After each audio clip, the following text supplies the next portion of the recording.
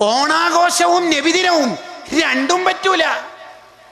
ക്രിസ്മസും നബിദിനവും അത് രണ്ടുമില്ല. ക്രിസ്മസ് വേറൊരു മതത്തിൻ്റെതാണ്, ഓണാഘോഷം വേറൊരു വിഭാഗത്തിൻ്റെതാണ്. അബ്ദുല്ലാഹിബ്നു സലാം റളിയല്ലാഹു അൻഹു ഇസ്ലാമിലേക്ക് വന്നപ്പോൾ ഒട്ടകത്തിന്റെ പാല് കുടിക്കുന്നില്ല. എന്തേ കാരണം എന്ന് വെച്ചപ്പോൾ മൂപ്പര് പണ്ട് യഹൂദി മതത്തിൽ നിന്നാണ് ഇസ്ലാമിലേക്ക് വന്നത്. യഹൂദി മതത്തിൽ ഒട്ടകത്തിന്റെ പാല് കുടിക്കരുതായിരുന്നു, അതുകൊണ്ട് ഇപ്പോഴും കുടിക്കണില്ല. അപ്പോഴാണ് ഖുർആന്റെ ആയത്തിറങ്ങിയത്, അലോ ഉദ്ഖുലു ബിസ്സിൽമി കാഫ, ഇസ്ലാമിലേക്ക് പ്രവേശിക്കുന്നുണ്ടെങ്കിൽ ഫുള്ള് കയറിക്കൊള്ളണം. ഹാഫ് അത് മുട്ടാൻ പ്ലേറ്റ്, ചിക്കൻ ബിരിയാണി ഹാഫ്, ഇസ്ലാം ഫുൾ ഓപ്ഷനേ ഉള്ളൂ.